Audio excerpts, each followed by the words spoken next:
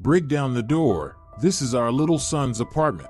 My mother-in-law, together with my father-in-law and brother-in-law, showed up early in the morning to break into my apartment, the one I'd thrown them all out of yesterday along with their belongings, after telling my husband I wanted a divorce. When they pulled out a crowbar, I flung the door open. What they saw in my hands made them shriek in terror. Esperanza had never been one to wait for favors from fate. At 34, she worked as a process engineer at a furniture factory, rented a room on the outskirts, and knew the value of every cent. Most importantly, she knew how to say no, calmly, without hysterics, but so firmly no one wanted to ask twice. The morning began as usual, plant at 7 a.m., production meeting at 8. Director Mendoza droned on about the need to optimize processes, which in practice meant cutting bonuses. Esperanza half listened while checking her phone. A message from an unknown number. Please contact me regarding an inheritance. Notary Vasquez. She frowned. An inheritance? She had no close relatives left who could leave her anything. Her father had died 10 years ago. Her mother lived in another city with a new husband, and her maternal grandmother had passed away back in the 90s. Aunt Soledad, her father's sister, had disappeared from her life after the funeral and never replied to a single letter. After the meeting, Esperanza called back. A businesslike, dry female voice gave the office address and visiting time. In 3 days, Wednesday, at 2 p.m. No further explanation. Wednesday turned out tense. A machine on the line broke, a plywood shipment was delayed, the shop foreman, Nicholas, got drunk and caused a scene. Esperanza smoothed things over till noon, then rushed downtown. The notary's office was on the 3rd floor of an old building with peeling stucco and no elevator. Notary Vasquez was a woman of about 60, glasses on a chain, gray hair and a bun. She gestured to the chair opposite a massive desk. Soledad Herrera, your aunt, passed away 6 months ago. You are the sole heir under her will, she said. Esperanza was silent, processing the information. Aunt Soledad had died and she hadn't even known. They'd last seen each other at her father's memorial. Afterward there'd been a brief correspondence that fizzled out. What exactly did she bequeath? A one-room apartment on Rosales Street, building number 42, apartment 87, 38 square meters, 6th floor. There are no encumbrances. Esperanza felt her heart skip a beat. An apartment. Her own apartment. For years she'd saved for a down payment, but it was never enough. And now, a ready-made home, just like that. When can we process the paperwork? 6 months after the decedent's death. That's the standard period to accept an inheritance. But since that period has already expired, we can formalize it as soon as there's a court ruling. However, there's a nuance. Vasquez took several sheets from a folder and slid them to Esperanza. Another claimant has appeared, Florencio Herrera. He claims to be the deceased's nephew and has provided a will supposedly drawn up 2 months later than yours. Esperanza took the papers and skimmed them. The will's text looked standard. Aunt Soledad's signature, wide, recognizable. The date, May 23, 2023. Her own will was dated March of the same year. And now what? Now it has to be settled in court. If his will is recognized as valid, the apartment goes to him. If not, to you. Esperanza put the papers back in the folder and stood. I need copies of all documents and the contact of a good attorney. Vasquez nodded and handed her a business card. You can try these people. They specialize in inheritance cases. Not cheap, but competent. Esperanza took the card and slipped it into her pocket. On the subway back, she was already forming a plan. First, find this Florencio Herrera and figure out who he is. Second, verify the authenticity of his will. Third, if it came to a lawsuit, fight it to win. That evening she contacted the law firm. The consultation cost $50, which was a lot, but Esperanza never skimped on what mattered. The lawyer, Paredes, a middle-aged man with a weary face and a keen gaze, listened to her story and studied the copies. Your opponents will raise his questions. First, there is no entry in the notarial actions register. Second, a handwriting expert needs to check, but at first glance there are discrepancies. Third, the sudden appearance of a relative the deceased never mentioned is odd. So it's a forgery? Likely, but it will have to be proven in court. We'll need a handwriting examination, archive requests, witness statements. Are you ready for that? Esperanza nodded. The process moved quickly. Paredes was a professional, no foot-dragging, no bureaucratic theatrics. Within a week, an expert examination was scheduled. 10 days later, the conclusion arrived. The signature on Florencio Herrera's will was not written by Soledad Herrera's hand, it was forged. Discrepancies were found in pressure, letter slant, and characteristic flourishes. The hearing took place at the end of the third week. Florencio Herrera showed up, a scrawny man of about 45 with shifty eyes and a cheap suit. He tried to argue, waving papers and swearing that Aunt Soledad had promised him the apartment. The judge listened and requested the original will. The expert confirmed the forgery right there in the courtroom. The decision took 5 minutes. Florencio Herrera's will was declared invalid. The apartment was transferred to Esperanza Herrera. Herrera tried to protest, but the judge cut him off mid-sentence. Case closed. Esperanza left the courtroom feeling strangely empty. She had won. The apartment was hers, but there was no joy, no relief. Only fatigue and the realization that people would do anything for a few square meters. 2 weeks later she received the title certificate. She went to see the apartment. 6th floor, a narrow landing, a steel door with peeling paint. The keys turned stiffly, the lock stuck. Inside smelled of age and dust. A small entryway, combined bathroom, an 18-square-meter room, and a tiny kitchen. Ancient furniture, an old-style wardrobe, a sagging sofa, a 3-legged table, faded curtains on the windows, worn linoleum on the floor. But it was hers, no caveats, no loans, no landlords.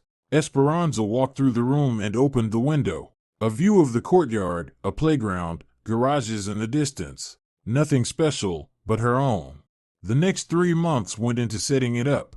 She worked at the factory by day and did renovations in the evenings and on weekends. She hung wallpaper herself, painted radiators, replaced faucets. She bought furniture at sales and second-hand shops. She found an almost new sofa. Former owners were moving abroad and let it go for a third of the price. She assembled a table from parts ordered online. She moved in at the beginning of October, took her things from the rented room, loaded them into a friend's car, and brought them over. When she closed the door behind her and was alone in her own place, she felt relief. Here no one would tell her when to come and go. No one would yell about an unwashed cup or a light left on after 11. Things at the factory were unstable. Director Mendoza decided to cut costs and started with salaries. Esperanza found out by accident when the accountant let it slip over lunch. The year-end bonus was going to be halved. The next day, Esperanza walked into the director's office without knocking. Mendoza looked up from his papers and frowned. "What is it?" "About the bonus. I heard you plan to cut it." "So what?"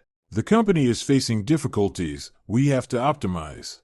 "Optimize at the expense of the people who actually work? Is your salary going to be cut in half too?" Mendoza flushed. "Watch your tone, Herrera. I'm the boss. I decide who gets paid what." "Then decide correctly. Either the bonus stays in full, or I resign and take all the technical documentation for the new line with me. You know the launch won't happen without my calculations." Mendoza opened his mouth, closed it, then opened it again. He was silent for about 20 seconds, then exhaled. "Fine, your bonus stays, but not a word to the others." Esperanza turned and left. Behind her came a dull thud of a fist hitting the desk. Over time, the apartment filled with little things. Plants on the windowsill, a painting on the wall, a rug by the sofa. Esperanza didn't strive for luxury. Functionality and order were enough for her. The main thing was that this space belonged only to her. Her mother called regularly, once a week. The conversations always followed the same pattern. "How are you? How's your health? Do you need money?" Esperanza answered briefly, without going into detail. At the end of November, her mother asked to borrow $500 to redo the bathroom. She said the pipes were leaking, the fixtures were old, and her husband had promised to fix it but never got around to it. "No, Mom." "What do you mean, no? I'm your mother."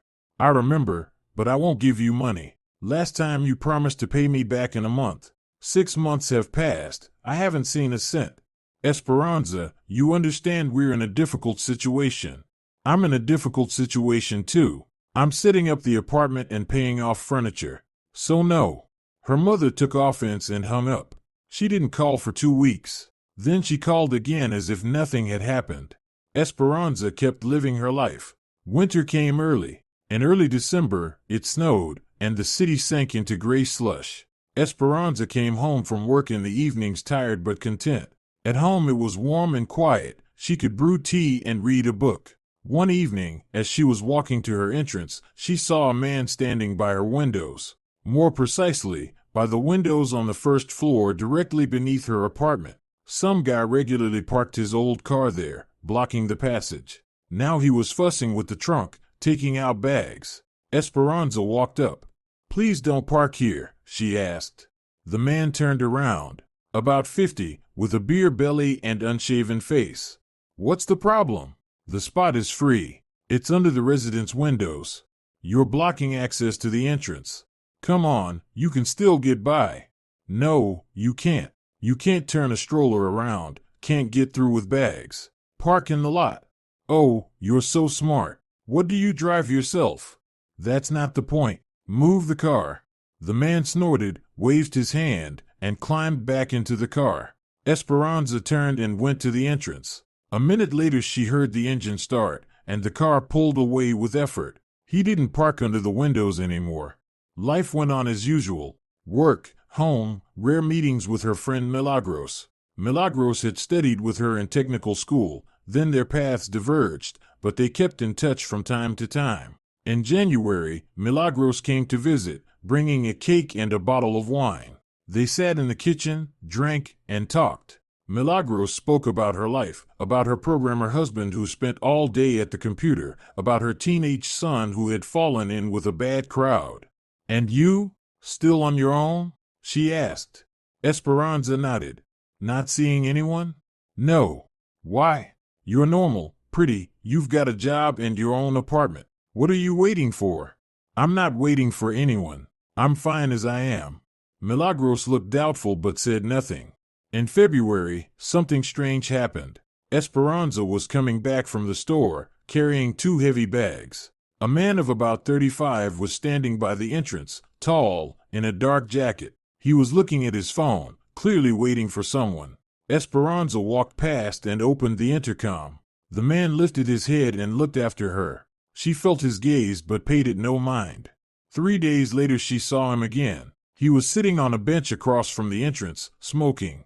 Esperanza stepped out to buy bread. He looked up and nodded. She nodded back and walked on. A week later, he showed up at the neighboring entrance. Early in the morning, Esperanza looked out the window and saw him coming out of the building. She thought maybe he lived there or had been visiting someone. On Saturday they ran into each other at the store. Esperanza was choosing milk. He stood nearby, looking at the kefir shelf, reached for a carton, accidentally bumped her bag, and apologized. "Sorry." "It's okay."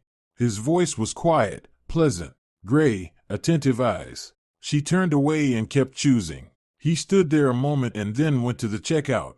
The next day he was by the entrance again. Esperanza was coming home from work and noticed him from afar. He stood at the door, talking on the phone. When he saw her, he ended the call and smiled. "Good evening." "Evening. Do you live here?" "Yes." "And you?" "A friend lives in the next entrance. I'm here a lot." Esperanza nodded and walked past. A vague unease stirred inside her. He turned up too often, though perhaps it really was a coincidence. A few days later he spoke again. Esperanza was taking out the trash in the evening. He was coming out of the neighboring entrance. "We keep running into each other. Maybe we should introduce ourselves? My name is Crisanto." Esperanza stopped and looked him over. He kept his distance, hands in his pockets, open face. "Esperanza. Nice to meet you. Have you lived here long?" "A few months." "Moved from another district?" "I inherited an apartment." He nodded and paused. "Listen, maybe we could have coffee sometime. There's a good cafe on the corner." Esperanza thought it over. Usually she didn't agree to such invitations, but something made her say, "Okay. Would Saturday at 3 work?" "Perfect." They exchanged numbers. Esperanza went upstairs, tossed the trash bag down the chute, sat on the sofa, and stared into space. Why had she agreed? Usually she shut men down immediately, giving them no chance. And now she had agreed. Saturday came quickly. Esperanza put on jeans, a gray sweater, and a jacket. She didn't care for makeup, just lipstick. She went downstairs on time. Crescento was already waiting by the cafe in a black jacket and jeans. He smiled and opened the door. Inside it was warm and cozy. They sat by the window and ordered coffee. The conversation flowed easily. Crescento talked about his job. He was a cost estimator at a construction company. The job was decent, the salary stable, but the management demanding. He lived alone, rented an apartment on the other side of the city, but his friend really did live in this building, so he was often in the area. Esperanza talked about the factory, her work as a process engineer, and the renovations in her apartment. She didn't delve into her personal life and kept her distance. He listened attentively, asked questions, didn't pry, didn't push. After coffee he suggested a walk. They strolled through the park and chatted about trivial things. Then he saw her to her entrance and said goodbye. "Can we see each other again?" "We can." He smiled and left. Esperanza went upstairs, undressed, and lay down on the sofa. She turned on the TV but didn't watch it. She thought. Crescento seemed normal, adequate. He wasn't overbearing and didn't bombard her with silly compliments. And yet something was unsettling. Maybe everything had fallen into place a little too conveniently. He had shown up a little too perfectly on time. They started dating. Once a week they went to the cafe, sometimes to the movies. Crescento was attentive but not clingy. He rarely brought flowers. He always asked if it was convenient for her to meet. He didn't call 10 times a day or send mile-long messages. In short, he behaved like an adult. A month later he kissed her, after another movie, by her entrance. Esperanza didn't push him away. The kiss was careful, almost shy. He drew back and looked her in the eyes. "Am I right in thinking we're dating?" "Yes." "Good." He left. Esperanza went upstairs, undressed, and lay down. She lay there for a long time, staring at the ceiling. Something in her life was changing, and she wasn't sure she liked it. In April they spent more time together. Crescento came over, brought groceries, and cooked dinner. He cooked well, better than Esperanza. She didn't object to his presence but kept some distance. No shared keys, no talk of living together. One evening, Esperanza came out of the bathroom and saw Crescento's phone lying on the table. The screen was lit. He was in the kitchen washing dishes. She glanced at the screen. A message from his mother. "Crescento, well, is the plan moving forward? Has she agreed yet?" Esperanza froze. "Plan? What plan?" Crescento came out of the kitchen, drying his hands on a towel. He saw her face, looked at the phone, and turned pale. "Esperanza. What plan? It's not what you think." "And what do I think?" He paused and sat down on the sofa. "My mother just worries. I'm 37 and still not married. She keeps saying it's time to settle my personal life. When I told her I was seeing you, she started asking whether it was serious. That's why she writes things like that. She's asking about a plan." "What plan?" "A plan." "You mean, whether our relationship is serious? Whether you're going to propose? You know, that sort of thing." Esperanza was silent, studying his face. He wasn't lying, but he wasn't telling the whole truth either. She felt it in her gut. "Crescento, if you're plotting something, say it straight. I don't like games. I'm not plotting anything. I'm just seeing you. I like spending time together. That's all." Esperanza stood up, went to the kitchen, poured some water, and drank slowly. She came back. "Fine. But if I feel you're lying to me, it ends immediately. Got it?" "Got it." He left half an hour later. Esperanza stayed alone. She sat by the window, looking out at the night courtyard. A vague unease churned inside. Maybe she shouldn't have gotten involved with him. Maybe she should have shut it down right away. But she didn't break it off. She kept seeing him, but the wariness didn't go away. She watched his words and actions, looking for a catch. In May, Crescento proposed. Unexpectedly, during a walk in the park, he took out a ring box and went down on one knee. Esperanza, will you marry me? She stood looking down at him. The ring was simple, no diamonds, but neat. His face was tense, expectant. I'll think about it. He blinked. What?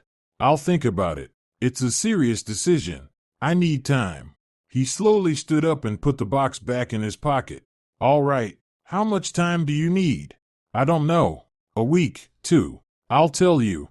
They walked back to her building in silence. He said a curt goodbye and left. Esperanza went upstairs, shrugged off her jacket, and sat on the sofa. The proposal was logical. They had been dating for 6 months. They weren't kids anymore. It was time to decide. But something held her back. That strange message from his mother. His too convenient appearance near her home. It all formed a picture she couldn't quite make out. 3 days later, Crisanto called. He said he'd been laid off. The company was downsizing, and he'd been caught in the cuts. His voice was tired, dejected. I have to move out of my apartment. I won't have enough money for rent. Esperanza listened in silence. Can you help? Just to crash for a couple of days until I find a new place. She paused. Come over. He arrived in the evening with 2 bags of things. Esperanza met him at the door and let him in. He walked in, dropped the bags, and sat on the sofa. Thanks. I won't be long, I promise. You'll sleep on the sofa, I'll make it up. And one more thing. Let's be clear, 1 week max. In that time, you'll find a new place. All right. Esperanza brought out linens and made up the sofa. He sat staring into space. He did look truly downcast. 2 days later, he brought up marriage again. They were in the kitchen drinking tea. Esperanza, I want to be with you officially. So you know I'm serious. Let's get married. She set the cup down. I have a condition. What is it? A prenuptial agreement. The apartment remains my personal property. He fell silent, frowning. You don't trust me? I trust documents. I inherited the apartment before we met. It's my property, and I want that recorded legally. He stood up and paced the kitchen. That's strange. We're going to be husband and wife, which is exactly why we need an agreement, so everything is fair and transparent. He stood looking out the window for a moment, then exhaled. Fine, I'll sign. A week later they went to the notary. The prenup was drawn up quickly. The apartment on Rosales remained the personal property of Esperanza Herrera and would not be subject to division in case of divorce. Crisanto signed, grudgingly. Esperanza saw the muscle in his jaw twitch. They set the wedding for June. No guests, no restaurant, just a registration, a stamp in the passport. Esperanza wore a beige dress, Crisanto, a dark suit. They signed, exchanged rings. Crisanto tried to smile, but it came out strained. After the registry office, they went home. Crisanto brought the rest of his things and hung his clothes in the wardrobe. Esperanza watched him settle into her space and felt a growing tension. Everything seemed right. She had protected herself legally. He had agreed to her conditions. And yet something was off. In the evening they sat on the sofa watching a movie. Crisanto put his arm around her shoulders. Esperanza sat motionless, staring at the screen. The movie was playing, but she wasn't following the plot. Her thoughts were elsewhere. She glanced at the wedding band on her finger and suddenly wondered if she had really made the right decision. The first 2 weeks of living together passed quietly. Crisanto left for work early and came back around 7. Esperanza worked her own schedule and sometimes stayed late at the factory. They had dinner together, watched TV, went to bed. Like any ordinary couple, but Esperanza couldn't shake the sense of falseness. Crisanto tried to look like the perfect husband, but something in his behavior grated. He looked at his phone too often when he thought she wasn't watching, and he hid the screen too quickly when she walked up. Once she heard him talking in a muffled voice in the bathroom, clearly not wanting to be overheard. At the end of the second week, he said his parents wanted to meet. Esperanza nodded. Makes sense. We got married, the families should meet. They arranged to meet on Saturday, at a cafe on Central Street. Saturday turned out rainy. Esperanza put on black trousers and a burgundy blouse, tied her hair back. Minimal makeup. Crisanto wore a shirt and jeans, fidgeting, jingling the keys in his pocket. They left the house at 1:30. The cafe was a 20-minute walk away. They walked in silence. Crescento kept checking the time. When they reached the cafe, Esperanza saw 3 people at the entrance. A woman of about 60, plump, in a brown coat with a huge bag. A man about the same age, stooped, in glasses. And a younger one, around 30, thin, in a leather jacket. Crescento quickened his pace and went up to them. The woman immediately threw her arms around him, nearly crushing him. "Crescento, my darling boy." The men stood a little apart. The older one nodded. The younger looked Esperanza up and down. Crescento disentangled himself from the embrace and turned to Esperanza. "This is my wife, Esperanza. Esperanza, this is my mother, Pilar. My father, Evaristo, and my brother, Jacinto." Esperanza nodded and held out her hand. Pilar shook it limply and gave her an appraising once-over. "Well, hello, hello. Crescento has told us so much about you."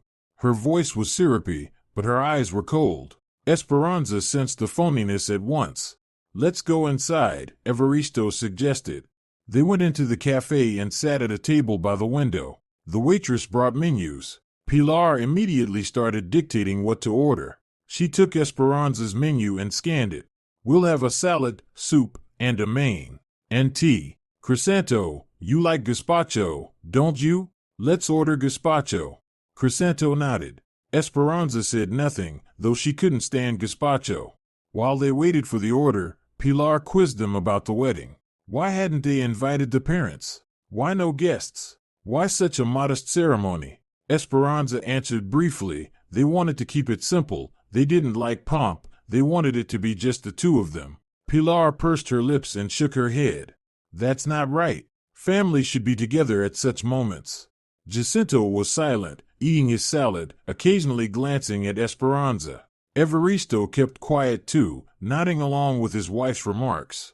After lunch, Pilar suddenly announced, "Well then, let's go to your place. We want to see where our Crescento lives." Esperanza tensed. They had agreed to meet in a cafe. There had been no talk of going home. "We're not prepared for guests." "What guests? We're family." Pilar waved it off. "Right, Crescento?" Crescento hesitated and gave Esperanza a guilty look. "We could stop by. Just for a bit." Esperanza clenched her teeth. Saying no in front of everyone would mean a scene, and she didn't want that. She nodded. They drove in Evaristo's car, an old clunker that coughed at every bump. All the way, Pilar talked about the neighbors, their apartment renovations, and how obedient Crescento had been as a child. When they arrived, Esperanza opened the door and let them in. Pilar went in first, looked over the hallway, and walked into the room. Evaristo and Jacinto followed. "Oh, it's a bit cramped," Pilar drawled. "Just one room?" "Yes, a one-room apartment." "Well, it'll do for a start. Then you can swap it for something bigger." Esperanza kept silent. She had no plans to move. Pilar walked around the room, peeked into the wardrobe, and fingered the curtains. "And these wallpapers are kind of pale. You need something brighter, more cheerful. I like them this way."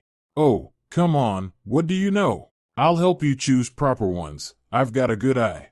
She went into the kitchen, opened the fridge, and peered inside.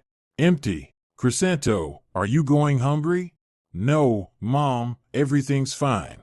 "Fine? I can see it's not. You need to stock up on groceries. I'll bring you some tomorrow, make gazpacho, fry some cutlets." Esperanza walked over and closed the fridge. "Thank you, but no. We can manage on our own." Pilar straightened up and looked displeased. "What do you mean, no? He's my son, I take care of him. He's my husband now. I'll take care of him myself." An awkward pause hung in the air. Evaristo cleared his throat. Jacinto smirked. Crescento stood in the doorway, pale. Pilar snorted, turned away, went back to the room, sat on the sofa, rummaged in her huge bag, and pulled out a bag of pies. "Here, Crescento, I baked these with meat for you. Your favorite." Crescento took the bag and thanked her. Pilar smiled, satisfied. They stayed another hour. Pilar told stories from Crescento's childhood. Evaristo occasionally chimed in with comments. Jacinto scrolled through his phone, bored. Esperanza sat, listened, and answered questions briefly. When the guests finally left, she closed the door and leaned against it with her back. Crescento stood in the room, avoiding her gaze. "We agreed to meet at the cafe," Esperanza said quietly. "Well, Mom wanted to see the apartment. You should have warned me. I didn't know she would decide that." Esperanza went to the kitchen, poured some water, and drank. Crescento came up behind her. "Esperanza, don't be angry. They just wanted to get to know you better." She set the glass down and turned around. "Crescento, I'm not against your parents, but this is my apartment. You can't bring people here without my consent." "All right, I understand. I won't do it again." He hugged her and kissed the top of her head. Esperanza didn't return the embrace. She stood still. 2 days later, Pilar showed up again. She rang the doorbell around 5 in the evening. Esperanza opened it and saw her mother-in-law with huge bags. "Hello, dear. I brought groceries, as I promised." Esperanza was about to say she hadn't asked for any, but Pilar had already squeezed inside and headed for the kitchen. She dumped the contents of the bags onto the table: chicken, vegetables, grains, canned goods. "Here, now you'll eat properly. Crescento has lost weight." "He hasn't." "He has, I can tell. A mother always sees." "Well then, want some tea?" Without waiting for an answer, Pilar started taking over the kitchen. She turned on the kettle, took out cups, and sliced sandwiches. Esperanza stood by the door, watching. Irritation boiled inside her. "Pilar, I need to prepare for a meeting tomorrow." Go ahead, I won't get in the way. We'll just have some tea." Esperanza went to the room, took out her laptop, and opened her documents. But she couldn't concentrate. In the kitchen, dishes clattered and her mother-in-law hummed something. Half an hour later, Crescento came home. He brightened when he saw his mother. "Mom, how are you here?" "I brought groceries. We'll have dinner now." They sat in the kitchen. Esperanza stayed in the room. Pilar called her, but she refused. She was working. No time. Her mother-in-law left only at 9 in the evening. Crescento walked her to the car and came back pleased. "Mom is trying. She cares." Esperanza closed the laptop. "Crescento, I asked you to warn me when someone is going to come over." "Well, she just came on her own. I didn't know." "She has your phone number. She could have called." "Oh, come on. What does it matter? She's not a stranger." Esperanza stood up and went to the bathroom. She closed the door and washed her face with cold water. She looked at her reflection in the mirror, a tired face, tight jaw. She felt the space around her shrinking. Pilar started coming regularly, 2 or 3 times a week, always without warning, always with groceries. She cooked for Crescento and brought containers of food. Esperanza wasn't offered any. Once, Esperanza gently hinted that she wouldn't mind a portion of soup. Pilar looked surprised. "Do you even eat that? I thought you were watching your figure." Esperanza wasn't watching her figure, she just wanted a proper meal. After a month, her mother-in-law began rearranging things in the apartment. She moved the sofa to another wall, shifted the table, swapped the pots in the kitchen. Esperanza came home from work and didn't immediately realize what had changed. Then she looked closely. The sofa wasn't where she'd left it. The table either. "Crescento, who moved the furniture?" "Oh, that was Mom. It's more convenient this way. Put everything back." "Why?" "Let's try living like this. Maybe it really is better." "Crescento, put it back." He looked at her face, saw the resolve in her eyes, got up, and moved the sofa back. Esperanza made sure the table went back to its original place too. The next day Pilar came and saw everything as it had been. She pressed her lips together. "Why did you change it back? I told you it's better this way. This is my apartment. My order here. Our apartment. Crescento lives here. Crescento lives here. But the apartment is mine." Pilar straightened up and crossed her arms. "What do you mean, yours? Your husband and wife, everything's shared." "No, the apartment is in my name. It's my personal property." Her mother-in-law fell silent, eyeing her with disbelief. Then she snorted and turned away, but she didn't touch the furniture again. Instead, she started criticizing other things. The curtains were too dark, the wallpaper dull, the fridge old. Everything had to be changed, updated, renovated. Esperanza answered calmly but firmly. Nothing would be changed. She was satisfied. Pilar took offense, but backed down for a while.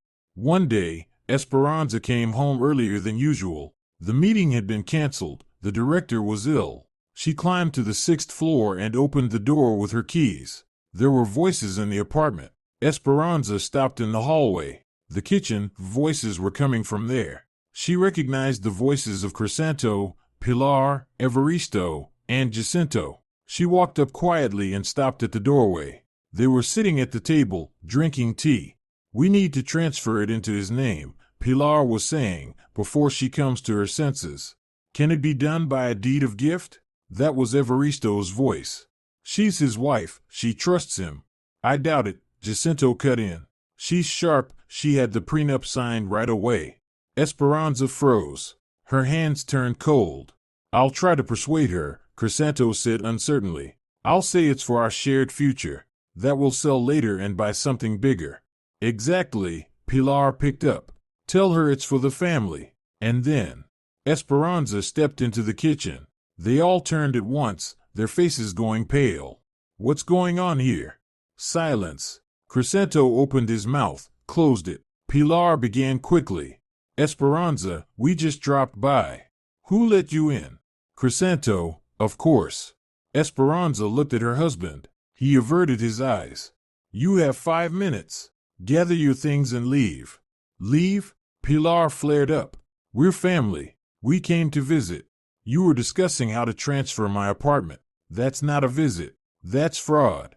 "How dare you?" The mother-in-law flushed. "I'm Crisanto's mother." "So what? Does that give you the right to plan the theft of my property?" Evaristo stood up and put a hand on his wife's shoulder. "Pilar, let's go." "I'm not going anywhere. This is my son's apartment." "No." Esperanza walked to the table and leaned on it with both hands. "This is my apartment. I inherited it before the marriage. It's my personal property, and I demand that you leave immediately." Jacinto stood up and headed for the door. Evaristo tugged his wife by the sleeve. She jerked free. "Crisanto, say something to her." Crisanto sat with his head down, silent. "Crisanto." He raised his eyes and looked at his mother. "Let's go, Mom." Pilar grabbed her bag, turned around, and left. Evaristo and Jacinto followed. Crisanto stood, but Esperanza stopped him. "You too." "Esperanza. Out. Now. I need to think. But I live here." "Not today. Leave." He wanted to argue, but one look at her face told him it was useless. He took his jacket and left. Esperanza was alone. She locked the door with all the locks. She went to the kitchen and sat down on a chair. Her hands were trembling. She clenched them into fists, forcing herself to calm down. So that's how it is. The whole theater of courting, the proposal, the wedding, was all for the apartment. They planned to transfer it to themselves and then sell it. A classic scheme. The naive girl marries, trusts her husband, signs a deed of gift, and ends up with nothing. But she wasn't a naive girl. She had anticipated this. The prenuptial agreement protected her. The apartment remained her property. Crisanto couldn't do anything without her consent. Esperanza stood up, poured some water, and drank. Then she picked up the phone and dialed the lawyer, Paredes. "Hello? Good evening. This is Esperanza Herrera. I have a question about the prenuptial agreement." "I'm listening." "Does my husband have the right to live in the apartment?" "Yes, as a spouse." "And if I want to evict him?" "Only through divorce. You file the petition, get divorced, and after that he loses the right to live there." "How long will that take?" "A month, if there are no property disputes. You have a prenup, so it should be quick." "Thank you." Esperanza hung up. Divorce. Good. She would file the petition tomorrow. She lay down on the couch and pulled a blanket over herself. Crisanto called about 5 times that evening. She didn't pick up.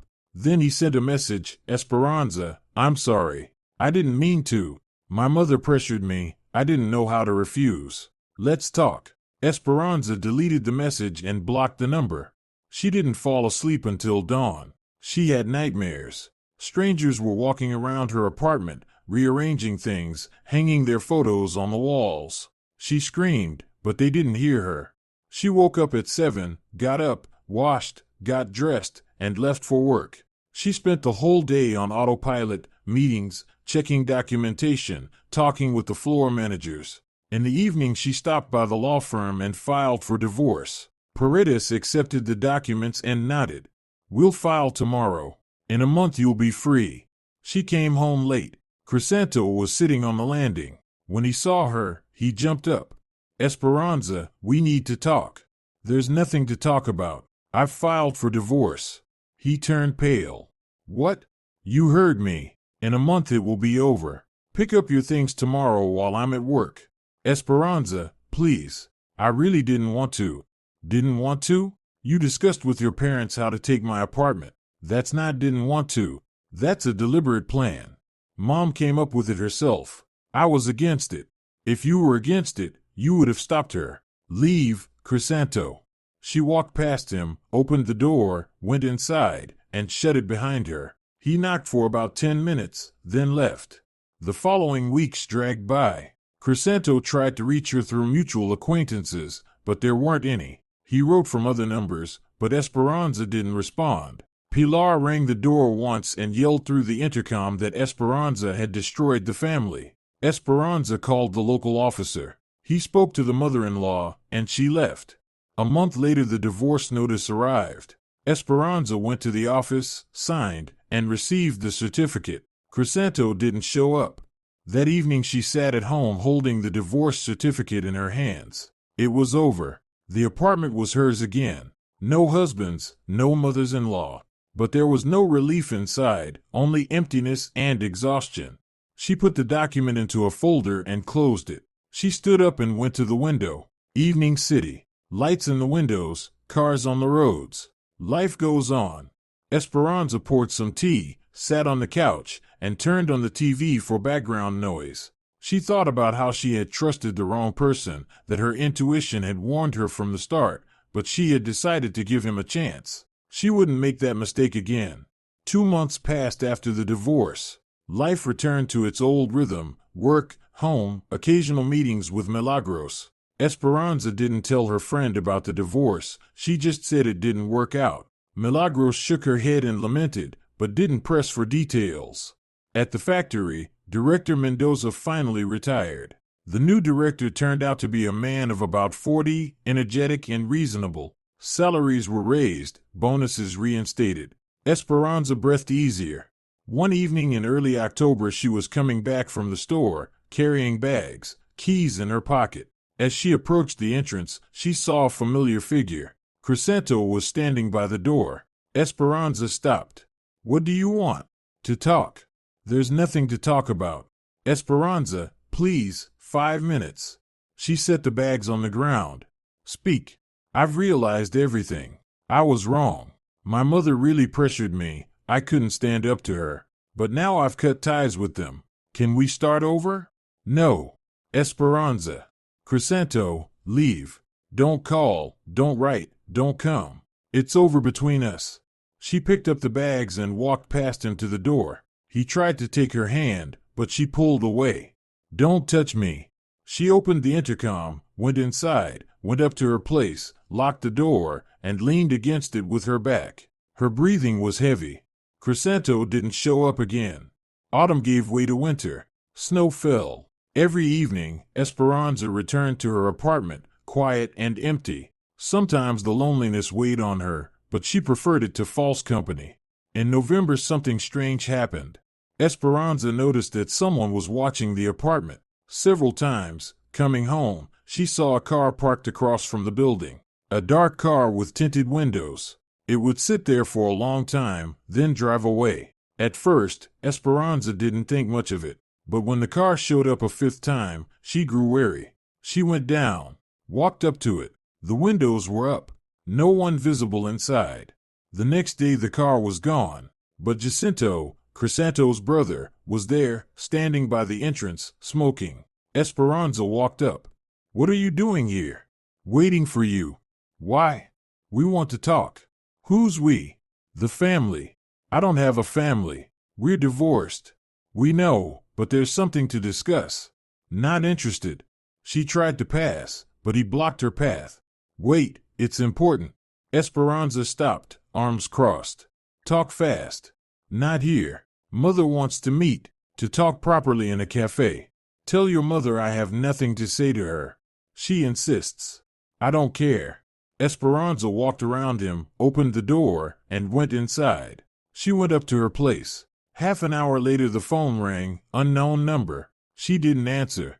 Then a message arrived, Esperanza, this is Pilar. We need to meet. It concerns the apartment. Esperanza deleted the message and blocked the number. But Pilar didn't let up.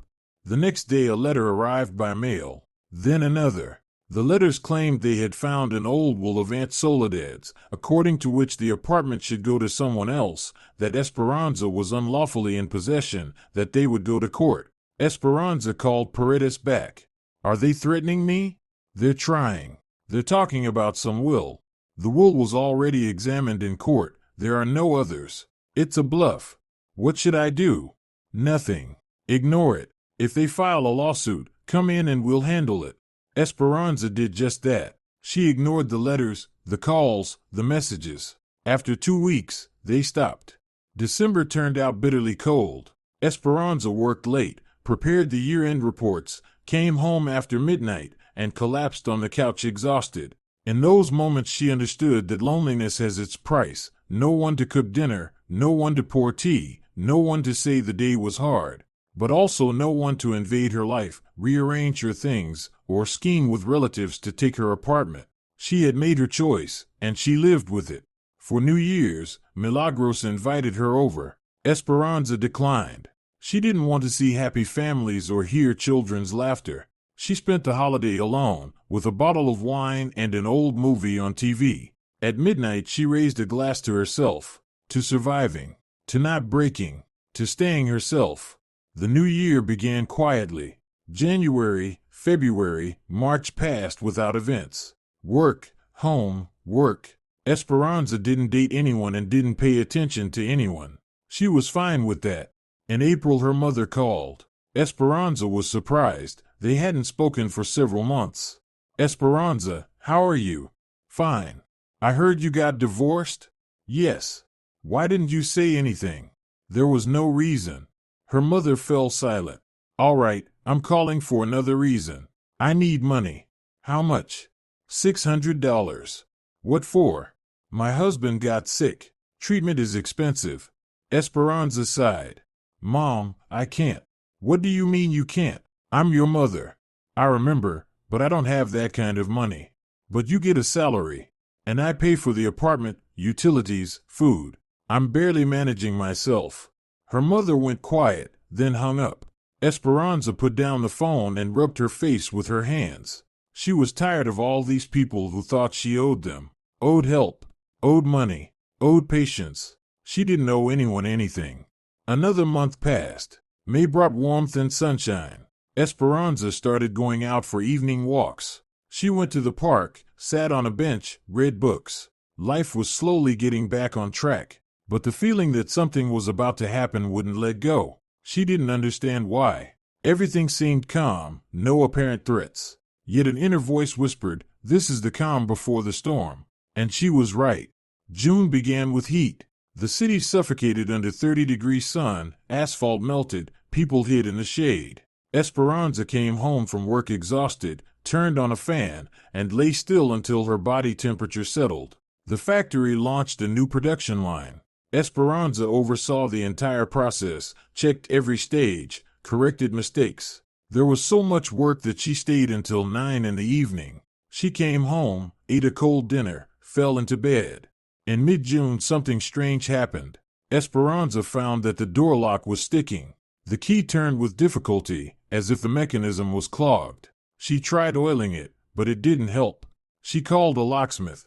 The man came the next day, fiddled with the lock, and shook his head.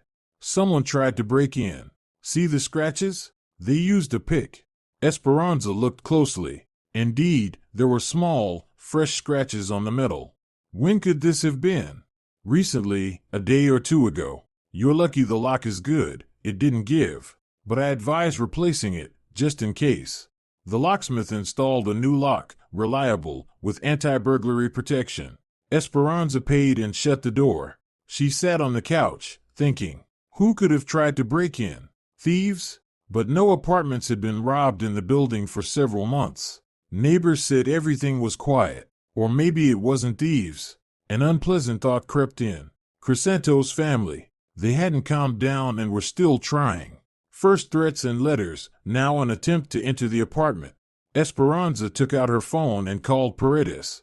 Can I install a surveillance camera in the stairwell? You can. It's a common area. Installation isn't prohibited. Just inform the neighbors to avoid complaints. All right. The next day she spoke with the neighbor across the hall, Benino. An elderly man, a former soldier, lived alone, always greeted her, sometimes helped with heavy bags.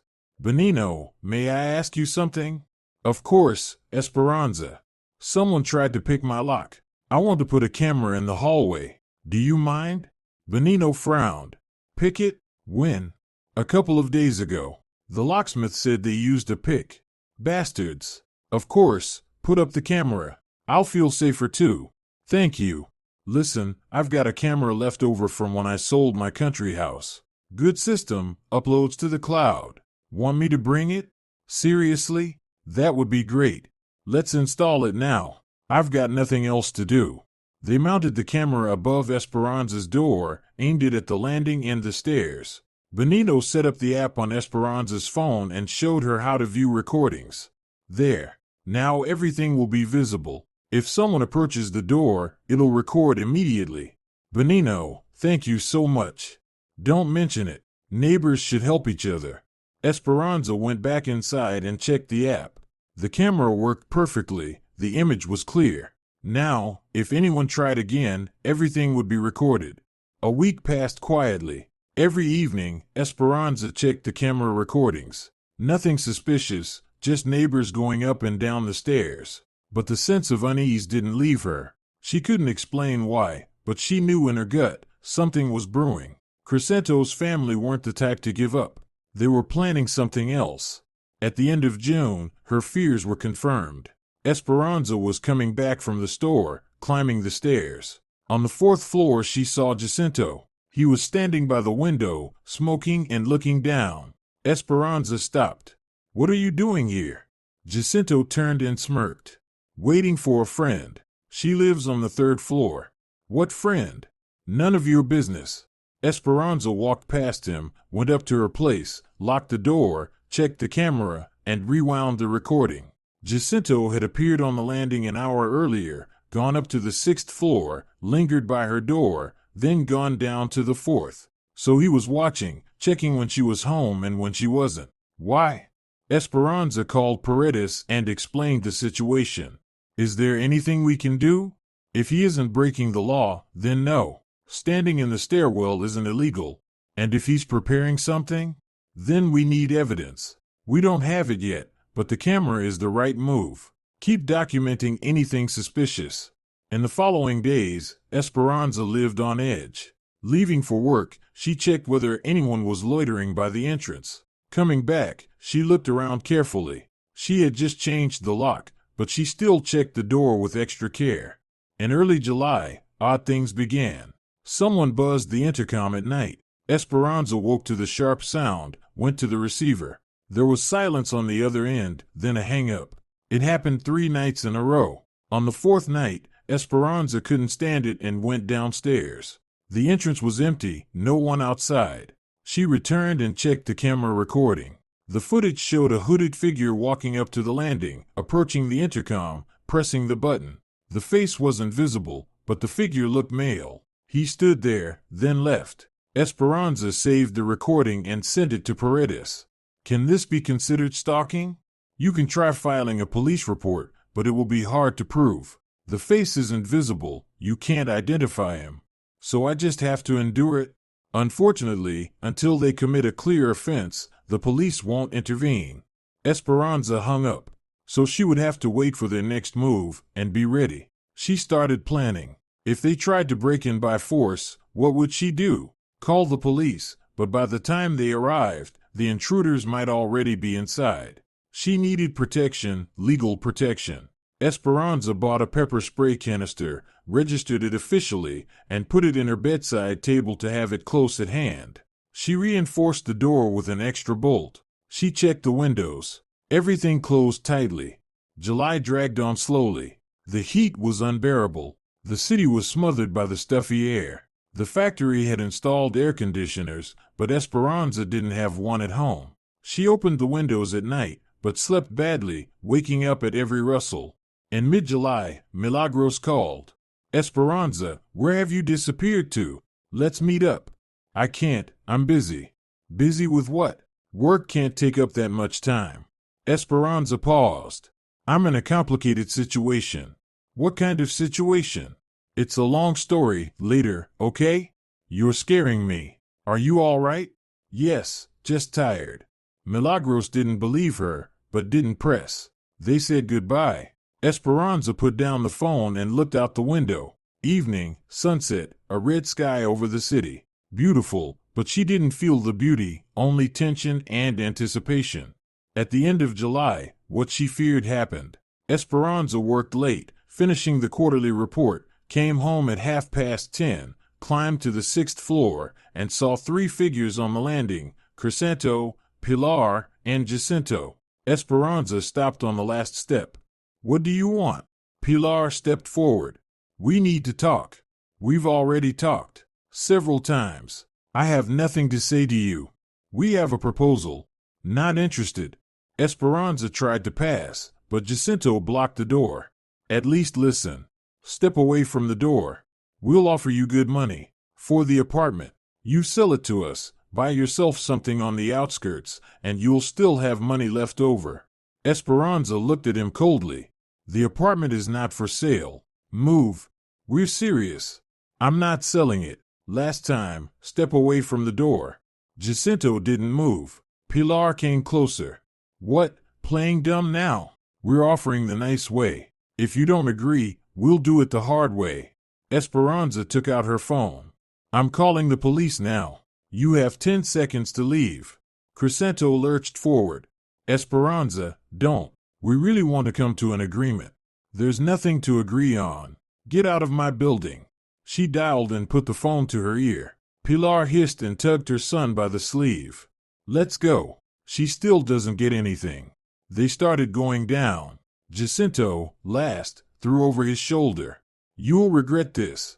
Esperanza stood there with the phone to her ear until they disappeared around the turn of the stairs. Then she hung up, opened the door, and went inside. She locked every lock and leaned her back against the door. Her hands were shaking. She clenched them into fists and forced herself to calm down. She went to the kitchen, poured some water, and drank. Then she checked the camera recording.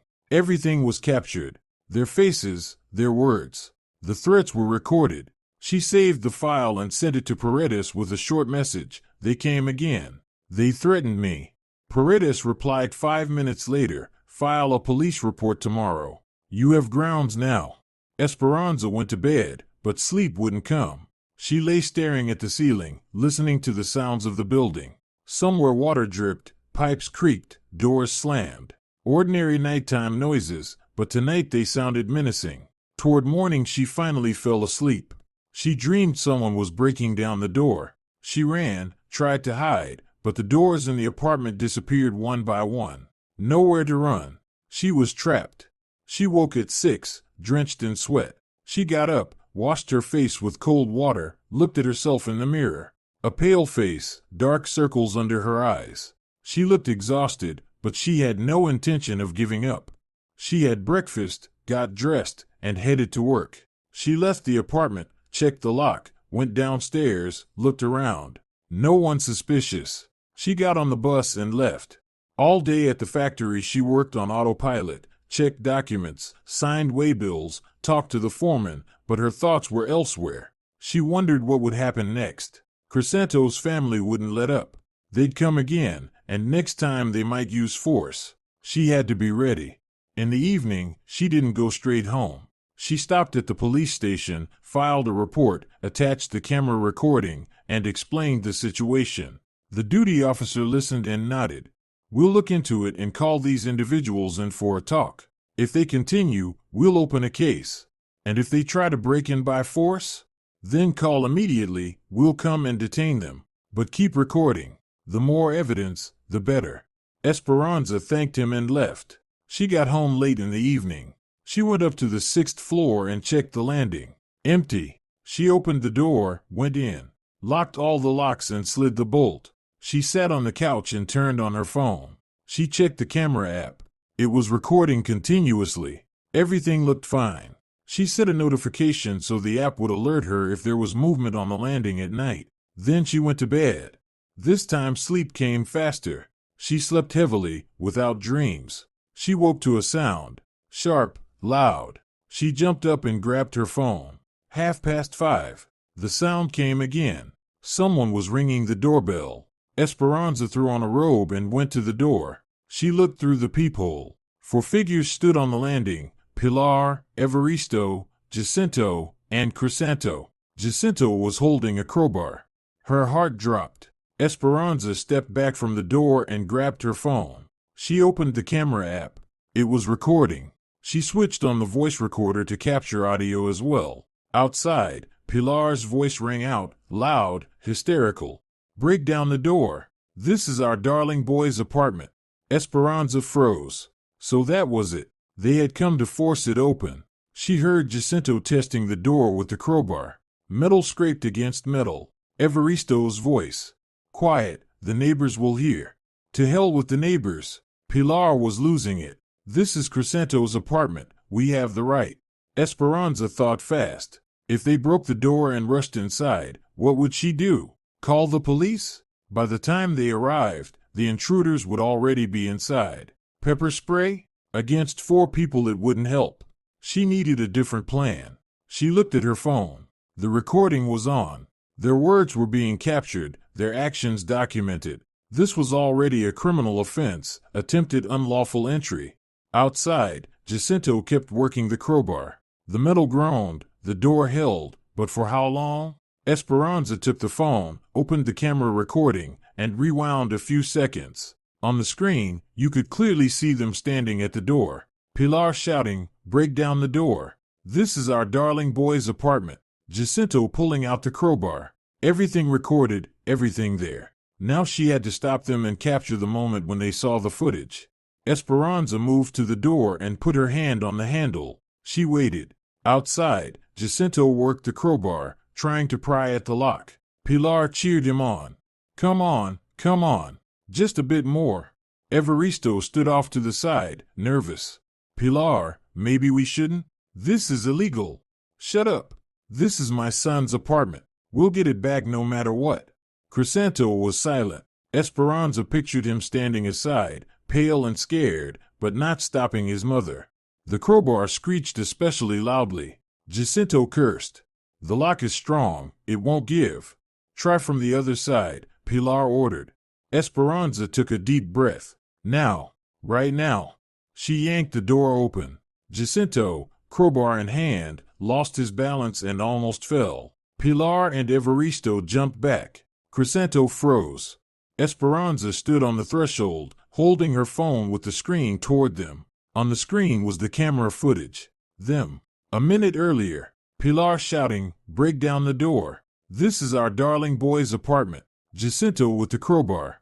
She turned the volume up to maximum. From the speaker came Pilar's voice, "Break down the door. This is our darling boy's apartment." Pilar turned pale. Evaristo took a step back. Jacinto dropped the crowbar. It clanged loudly on the floor. Crisanto covered his face with his hands. Esperanza spoke in a calm, icy tone.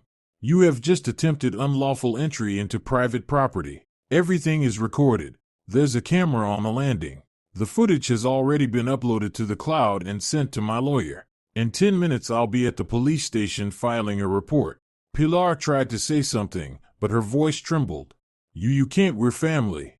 You just tried to break down my door with a crowbar. That's a criminal offense, unlawful entry into a dwelling. A fine or up to 240 hours of community service. Want to test it?" Evaristo grabbed his wife's hand.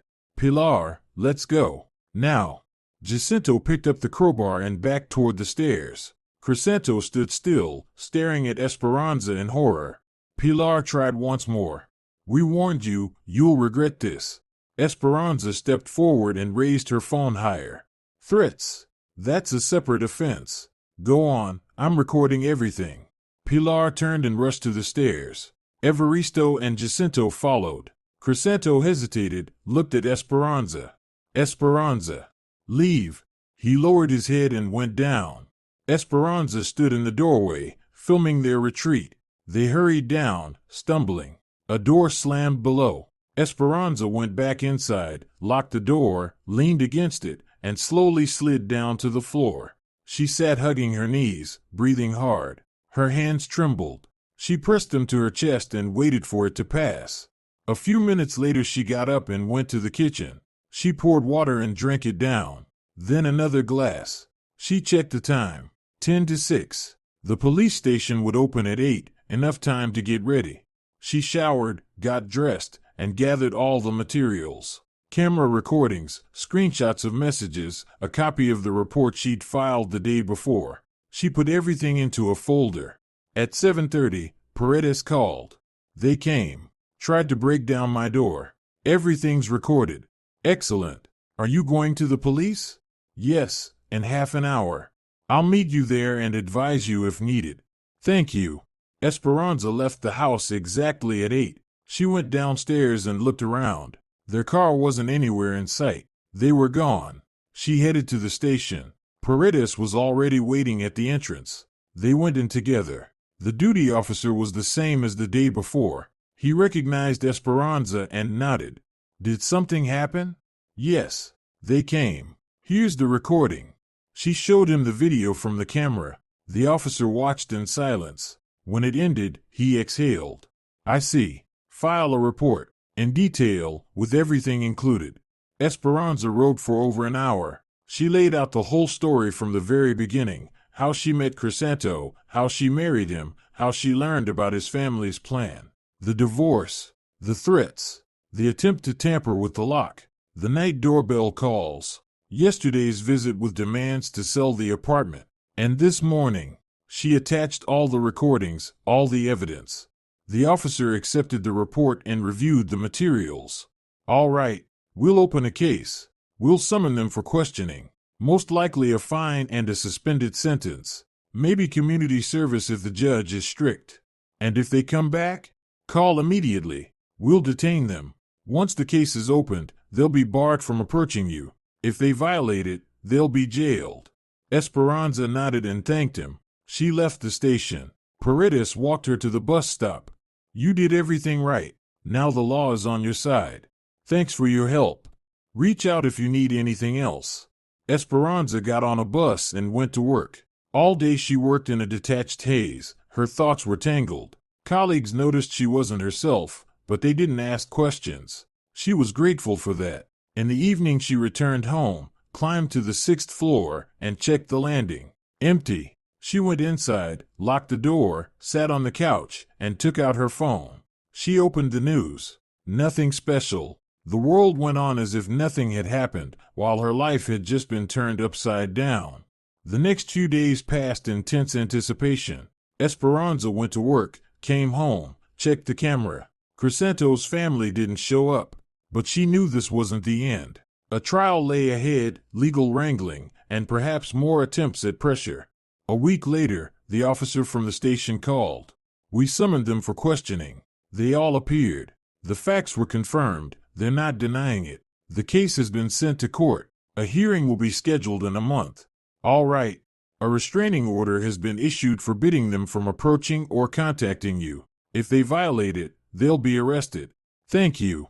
Esperanza hung up. So, a month's respite. A month to recover. But the respite proved illusory. 3 days later the calls from unknown numbers began, at all hours. Esperanza didn't pick up. Then came the messages. Threats, insults. She saved everything and forwarded it to the police. A week after that someone scratched her mailbox downstairs in the entryway. They painted the word bitch on it. Esperanza took a photo and brought it to the local officer. The month dragged on endlessly. She barely slept, forced herself to eat, and lost weight.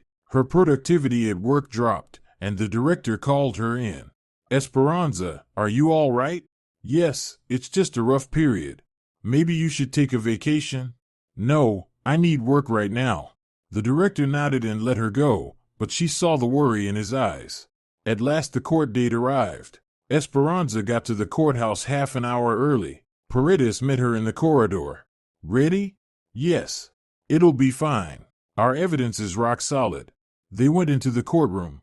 Crisanto's family was already on the defendant's bench. Pilar in a black dress, Evaristo in a suit, Jacinto and Crisanto beside them. They all looked downcast. The judge entered, everyone rose. The hearing began. They read the case materials, showed the camera recordings, and questioned witnesses. Benito testified, confirming that he had seen Crisanto's family come early in the morning and try to break down the door. The defense tried to justify it. They said it was a misunderstanding, that they just wanted to talk, that they'd taken the crowbar by accident. The judge cut them off. People take a crowbar by accident at 5 in the morning to talk? The defense fell silent. Esperanza testified calmly, without emotion. She recounted the entire story from their first meeting to that day. She presented all the evidence. The judge listened carefully and asked a few clarifying questions. Then she announced a recess to render the decision. 20 minutes later she returned. Everyone stood. The judge read the verdict. Guilty under the article unlawful entry into a dwelling. Pilar and Evaristo, a fine and a 1-year suspended sentence. Jacinto, a fine and 240 hours of community service. Crisanto, a fine and a formal warning. A restraining order prohibiting them from approaching Esperanza Herrera within 100 meters and from any contact. Any violation, immediate arrest. Pilar burst into tears. Evaristo hugged her, barely holding himself together. Jacinto sat with a stone face. Crisanto lowered his head. Esperanza stood, listening to the verdict, feeling nothing. No joy, no relief. Only emptiness. They left the courtroom. Paredes shook her hand. Congratulations. You won. Thank you. She walked away without looking back. She returned home in the evening. She climbed to the 6th floor and opened the door. She went in, closed it, and leaned against it with her back. Silence. Complete, absolute silence. She went to the room, sat on the couch, and took out a folder of documents. The divorce certificate. The court decision. It was all over. She was free. The apartment was hers. No one could take it from her. But for some reason there was no relief. Esperanza got up and went to the window, looking out at the city. Evening, lights, cars. Life went on, for everyone but her. She went back to the couch, lay down, and closed her eyes. A wave of fatigue washed over her. She fell into sleep. 2 weeks passed. Life slowly returned to normal. Esperanza worked, came home, checked the camera.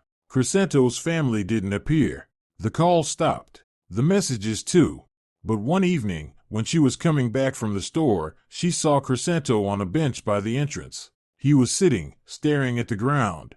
Esperanza stopped about 10 meters away. He raised his head, saw her, and stood up. Esperanza, I'm not violating anything. I just wanted to say, I'm sorry. Esperanza was silent. I was weak. I couldn't stand up to my mother. I'm to blame. And I understand that you'll never forgive me. Just forgive me. He turned and walked away. Esperanza stood watching him go. Then she picked up her bags, went to the entrance, climbed up to her place, closed the door, sat on the couch, and put her head in her hands. Forgive him? She didn't know. Maybe someday. But not now. For now, she had only one wish, to keep living. Without them, without drama, without war. Just live. Autumn slipped in quietly. The leaves turned yellow, the air grew cool. Esperanza kept working, went home, read books, watched films. Life moved along, calm, measured, without upheavals. But the emptiness remained inside. She had won the war, held her ground, punished those who tried to take it. But the price was high. She had lost faith in people, lost the ability to trust, lost the part of herself that believed in goodness. Esperanza sat by the window, watching the rain on the glass.